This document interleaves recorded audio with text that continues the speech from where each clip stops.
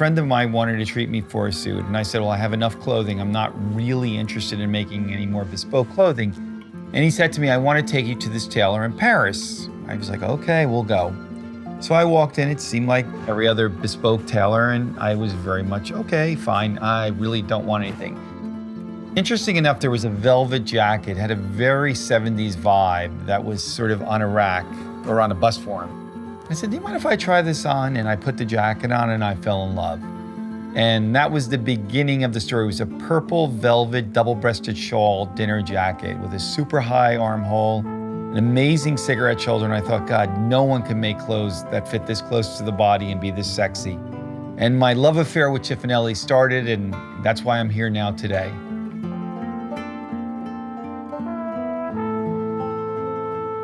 For me, literally, the best bespoke suit I've ever had has been from Cifonelli. I think the way they fit and the understanding of the masculine or the man is amazing, and they really know how to fit it, where it's very, very close to your body, very high armhole. And whenever you put it on, it sort of changes you. It sort of moves you to another place.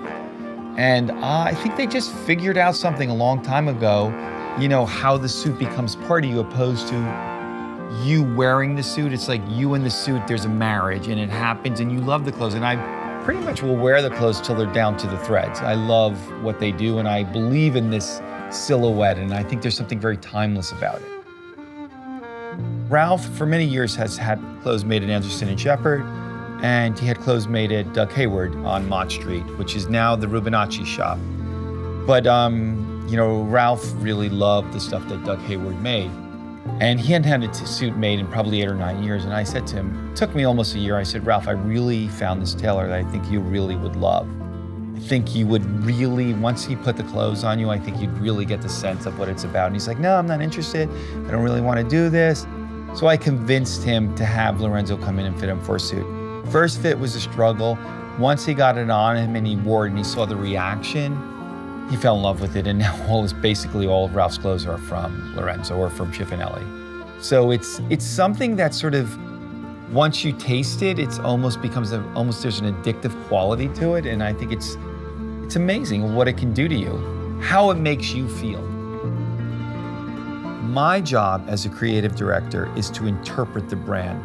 I have to remove John Verzone from the equation. I have to, obviously there are things I love, but when you start focusing on yourself, you lose the perspective of what your job is supposed to be.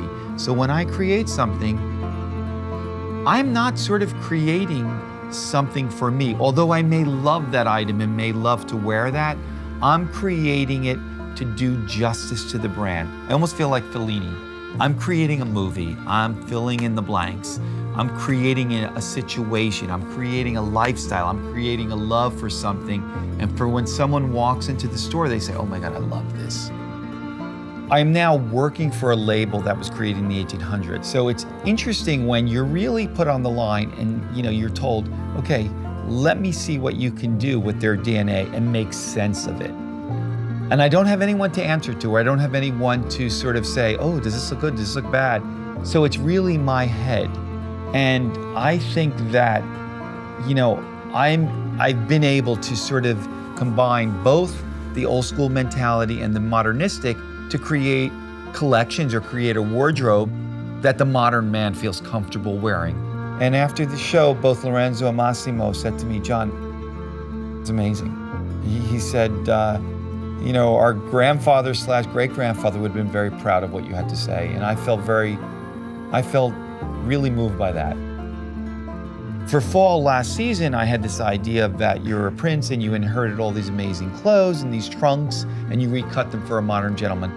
So I'm riding that again. And for this season, where is the prince going? Where is the Cifonelli prince going? We finally have trade with Cuba. And I thought, you know what, you're so rich. There are some hotels that are going to be opening in Cuba. I'm going to Cuba and I'm bringing the most amazing clothes that they've ever seen. I think this prince can ride into the future, but I also think that the world is sick of, being kind of brainwashed through brands. I don't want to name brands because I don't want to get into that, but where you say, okay, it's this season and tomorrow you're going to throw those clothes out. For my guy or for my prince or for the Cifonelli guy, these clothes are going to last him into the future. And he can take a Cifonelli jacket from ready to wear and wear an amazing pair of ripped jeans. He can wear a pair of flip-flops to the beach. It's sort of like, I want him to fill in those blanks. My job is very international. We have a store in Paris. We have offices in Spain. We work out of Milan. And so it's interesting to see the cross-culture or the many cultures.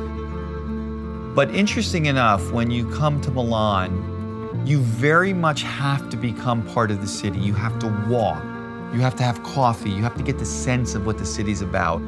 And I think the Cifonelli gentleman can put on a jacket, put on an amazing pair of pants, great pair of loafers, and feel very much at home here and feel like he looks like he's part of the place. When they started asking you directions in a town, you know you succeeded.